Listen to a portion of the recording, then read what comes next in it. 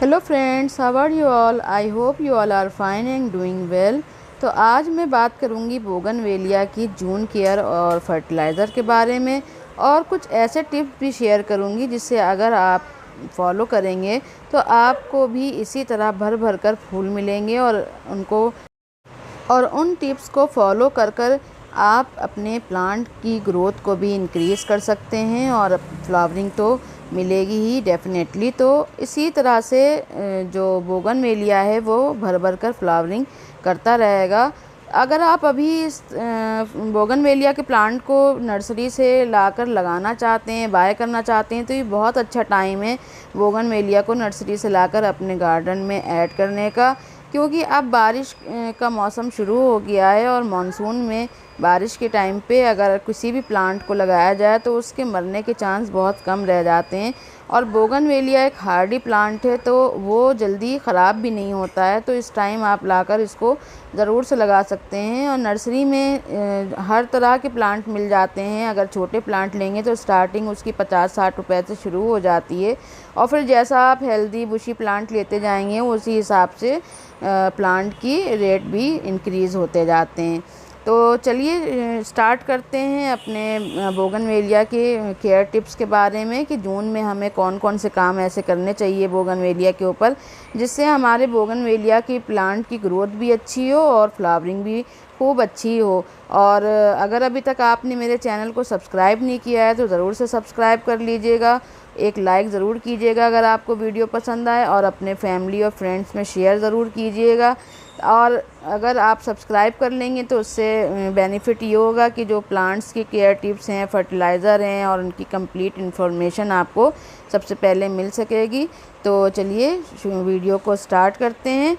और अगर मेरी बताई हुई केयर टिप्स को फॉलो करके आपको बहुत अच्छे ब्यूटीफुल फ्लावर्स मिलते हैं तो आप अपना फीडबैक भी ज़रूर दीजिएगा कमेंट सेक्शन में। तो फ्रेंड्स, यहाँ पर जो आप फ्लावर्स खिले हुए देख रहे हैं वो अब धीरे धीरे कुछ प्लांट के मेरे सूख भी रहे हैं। तो अब क्या करना है कि सबसे पहले हमको इनकी प्रूनिंग करना है, क्योंकि जो बोगनवेलिया है उसके जो फ्लावर्स होते हैं वो 20 से 25 दिन का उनका साइकिल होता है। 20 से 25 दिन में वो पूरी तरह से खिल जाते हैं, और फिर उसके बाद वो सूखना स्टार्ट हो जाते हैं। तो 1 महीने के अंदर अंदर उनका जो फ्लावरिंग साइकिल होती है वो ख़त्म होने लगती है। तो जब वो सूखने लगते हैं तो उसको फिर हमें कट करना होता है। अगर हम उसको कट नहीं करेंगे तो फिर वहाँ पर से दूसरी ब्रांचेस नहीं निकलेंगी, और जब दूसरी ब्रांचेस वहाँ से नहीं निकलेंगी तो जो प्लांट है वो अपनी नई ब्रांचेस को निकालने में एनर्जी नहीं लगाएगा, बल्कि सूखे फूलों को ही एनर्जी देता रहेगा।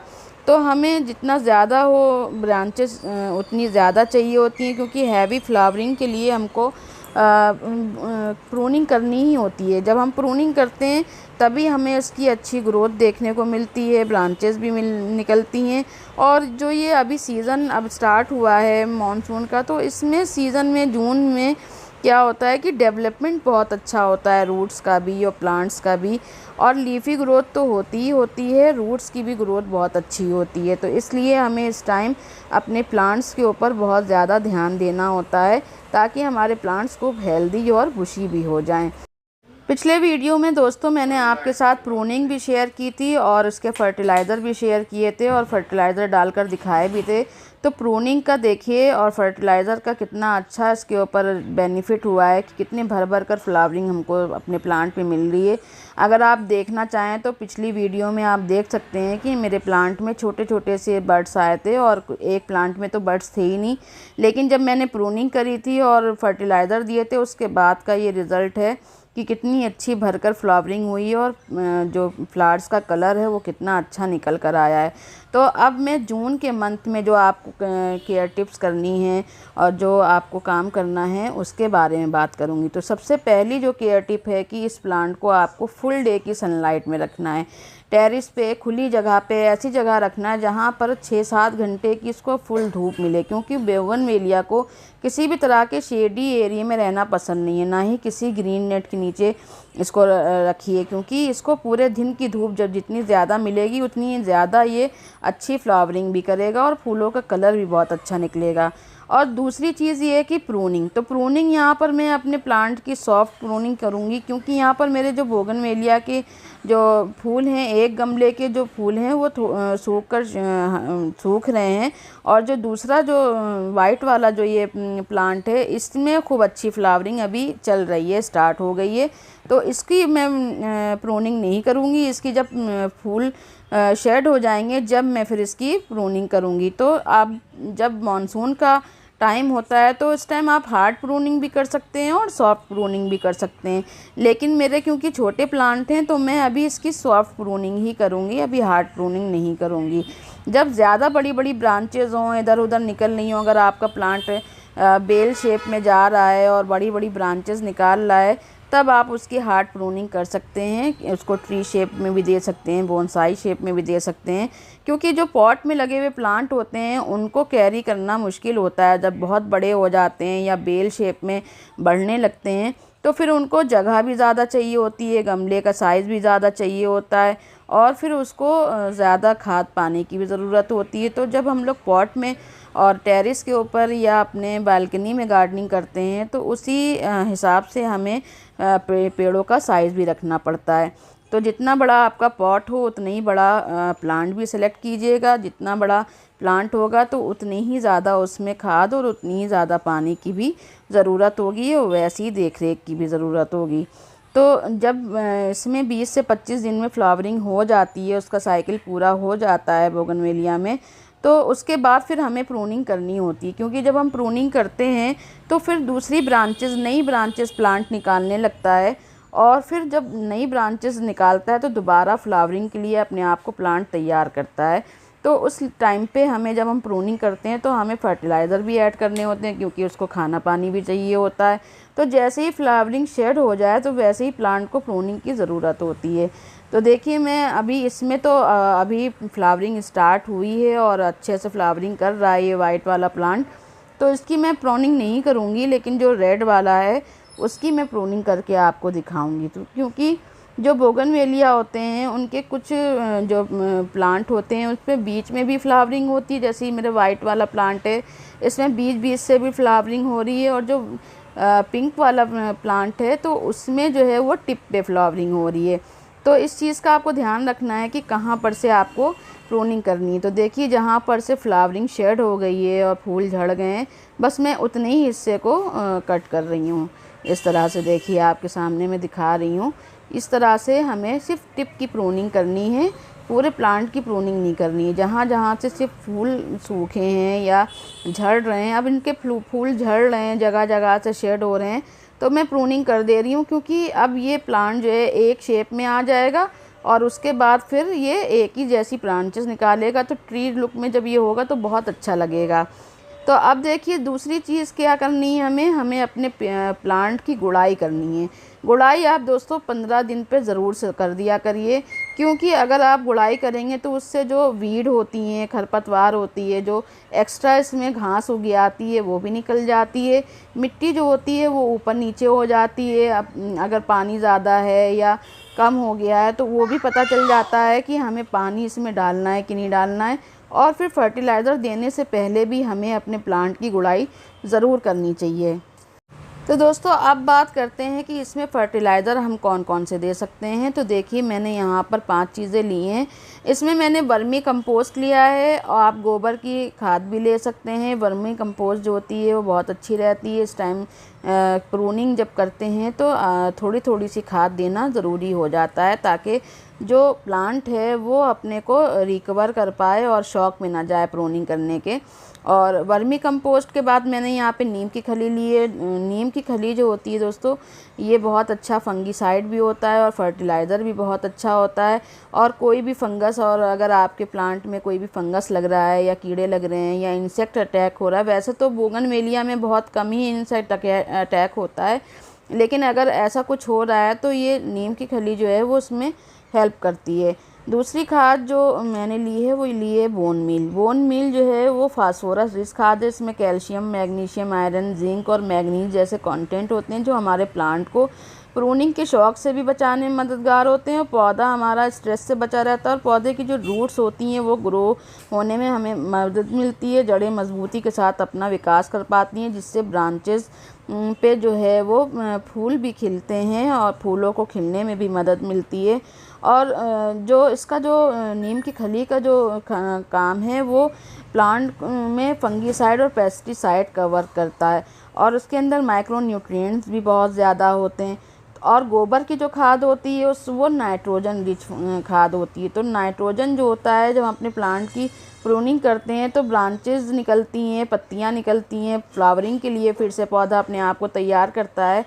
तो प्लांट में नाइट्रोजन चाहिए होता है और गोबर की खाद और वर्मी कंपोस्ट में नाइट्रोजन भरपूर मात्रा में होता है, जो हमारे प्लांट्स में न्यू शूट्स को निकालने में हेल्प करता है।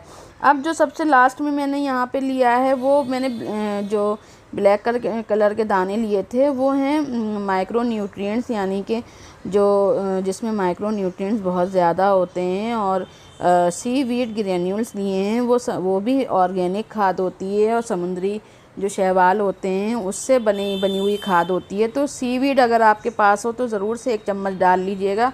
जो मैंने आपको फर्टिलाइज़र दिखाए हैं वो सारे फर्टिलाइज़र एक प्लांट के लिए नहीं है, मैंने 5-6 प्लांट्स के लिए फर्टिलाइज़र लिया है। इसमें मैंने जितना डाला है बस उतने ही 1-1, 2-2 चम्मच ही एक प्लांट में डाला है। तो इस तरह से अब मैंने एक प्लांट में डाला है ये वाली खाद और दूसरे जिसमें फ्लावरिंग हो रही है उसमें मैंने अभी कोई खाद नहीं डाली, क्योंकि अब जब इसके फ्लावर्स शेड हो जाएंगे तब मैं फिर इसको दूंगी। क्योंकि ज़्यादा फर्टिलाइज़र अगर हम डाल देते हैं तो वो हमारे प्लांट को नुकसान भी पहुंचाते हैं और जो ऑर्गेनिक खाद होती है, ऑर्गेनिक खाद से हमारे प्लांट को नुकसान नहीं पहुंचता है, बल्कि ये जो है बहुत अच्छा हमारे प्लांट्स के लिए हेल्पफुल भी होता है। तो यहाँ पर अब मैंने अपने प्लांट्स में डाल दिया है खाद को और जो दूसरा जो मेरा प्लांट है उसमें मैं दोस्तों अब मेरा जो तीसरा प्लांट है उसमें मैं यहाँ पर गुड़ाई करके कोई ज़्यादा एक्स्ट्रा खाद नहीं दूंगी। सिर्फ सूखे केले के जो छिलके होते हैं, मैंने केले के छिलकों को ड्राई कर लिया है धूप में रख के और उन केले के छिलकों को खूब अच्छे से तोड़ लिया है। तोड़ के इस तरह से मैं मिट्टी में इसकी जो सॉइल है इसके अंदर दबा दूंगी और ऊपर से मिट्टी को ढक दूंगी। ये भी बहुत अच्छा तरीका है अपने प्लांट्स में फर्टिलाइज़र देने का। केले के जो छिलके होते हैं उसमें भरपूर मात्रा में एनपीके होता है, जो हमारे प्लांट्स के लिए बहुत बेनिफिट देता है। एनपीके में नाइट्रोजन, पोटेशियम, फास्फोरस फुल मात्रा में होता है, जिससे हमारा प्लांट जो है मजबूती से ग्रोथ करता है और फ्लावरिंग के लिए अपने आप को तैयार करता है। तो उसके बाद फर्टिलाइज़र कोई सा भी देने के बाद हमें अपने प्लांट में अच्छी तरह से वाटरिंग करना बहुत ज़रूरी है, क्योंकि वाटरिंग करने से जो हम फर्टिलाइज़र देते हैं वो प्लांट्स की जड़ों तक पहुंच जाते हैं। तो जो भी हमने गोबर की खाद, केले के छिलके की खाद, नीम खली, बोन मील, ये सब जो फर्टिलाइज़र दिए हैं ये सब ऑर्गेनिक हैं, इको फ्रेंडली हैं और इनके इस्तेमाल से बोगनवेलिया का जो प्लांट है वो नेचुरल वे में अच्छा ग्रोथ करता है। अगर इसमें से कोई 1-2 चीज़ आपके पास नहीं है तो आप स्किप भी कर सकते हैं। तो फ्रेंड्स, फर्टिलाइज़र को डालने से पहले अपने प्लांट की गुड़ाई ज़रूर कर लीजिएगा। हफ्ते में 1 बार गुड़ाई करना अच्छा होता है, जिससे ऑक्सीजन जो है वो प्लांट की जड़ों तक पहुँच जाती है और जो हम फर्टिलाइज़र देते हैं वो भी जड़ों तक पहुँच जाती है। तो फ्रेंड्स, जो हमने बोगनवेलिया में फर्टिलाइज़र दिए हैं उनका रिज़ल्ट आपको 15 दिन में या 20 दिन में दिखाई देने लगेगा। अगर आपके प्लांट में बड्स नहीं बन रहे हैं या फ्लावरिंग स्टार्ट नहीं हुई है तो इसके बाद ज़रूर होने लगेगी। पिछली बार भी मैंने जो अपने प्लांट्स में फर्टिलाइज़र दिए थे और केयर टिप्स बताई थी, उसके बाद का ये रिज़ल्ट है कि मेरे प्लांट में इतनी भरकर फ्लावरिंग हो रही है। ये आपके सामने भी है, आप देख भी रहे हैं। इसमें पिछली बार वाला वीडियो भी आप देख लीजिएगा तो उसमें बिल्कुल भी कोई फ्लावरिंग नहीं थी, लेकिन जो मैंने इसमें वर्क किया था उसके बाद ही फ्लावरिंग स्टार्ट हुई है। तो जितनी बार भी आप इसकी प्रूनिंग करेंगे तो आपको खाद देना ज़रूरी होता है, क्योंकि पौधा जो है वो अपने आप को स्ट्रेस में जाने से रोक लेता है, उसको पूरे न्यूट्रिशंस मिल जाते हैं। दूसरी चीज़ ये कि अब इसके बाद बहुत जल्दी आपको अपने प्लांट में फर्टिलाइज़र नहीं देना है, इसको ओवर फीड नहीं करना है, क्योंकि बोगनवेलिया को बहुत ज़्यादा फर्टिलाइज़र की ज़रूरत नहीं होती है। तो फ्रेंड्स, अगर आपके बोगनवेलिया के प्लांट पर कोई सूखी ब्रांच हो उसको भी कट करके हटा दीजिए, या सूखे फूल हों तो उनको भी हटा दीजिए, क्योंकि जहाँ पर सूखी ब्रांच और सूखे फूल होते हैं तो वहाँ पर चींटियाँ हो जाती हैं, फंगस लगने का डर रहता है या इंसेक्ट आ जाते हैं उनको खाने के लिए, तो उस अपने प्लांट को और अपने जो गमला है उसको साफ़ रखिए ताकि ट्रंक पर जो उसके नीचे का तना होता है उसमें धूप हवा अच्छे से पहुंचती रहे। नीचे की ट्रंक अगर क्लीन रहेगी तो प्लांट जो है धूप और हवा उसको अच्छी मिलती रहेगी। गमले की मिट्टी को ऑक्सीजन भी अच्छी मिलेगी तो प्लांट जो है वो भरपूर ग्रोथ भी करेगा और खूब सारी फ्लावरिंग भी करेगा। बोगनवेलिया में फूल ना आने की सबसे बड़ी वजह होती है ओवर वाटरिंग। हमें अपने प्लांट में बहुत ज़्यादा पानी नहीं डालना है। इसके जो वाटरिंग शेड्यूल है वो आपको समझना होगा कि इसमें आपको पानी तो रोज़, अब तो बारिश का मौसम शुरू हो गया दोस्तों, देखिए यहाँ पर बारिश बहुत अच्छी हो रही है और हवा भी बहुत अच्छी चल रही है। तो अब क्योंकि बारिश का टाइम है तो अब पानी हमें ज़्यादा नहीं देना है। जब गमले की मिट्टी सूखी हो तभी आपको पानी देना है। आई होप आपको ये जून की केयर टिप्स पसंद आई होंगी और ये वीडियो भी पसंद आया होगा। फर्टिलाइज़र आप यही वाले दीजिएगा जो मैंने बताए हैं। तो उम्मीद करती हूँ दोस्तों आपको वीडियो पसंद आई होगी, तो एक लाइक ज़रूर कीजिएगा और चैनल को सब्सक्राइब ज़रूर कीजिएगा और अपने दोस्तों में, फैमिली फ्रेंड्स में ज़रूर से शेयर कीजिएगा। मिलती हूँ नेक्स्ट वीडियो में, जब तक आप अपना और अपनी फैमिली का ज़रूर ध्यान रखिएगा। Okay dear friends, thanks for watching.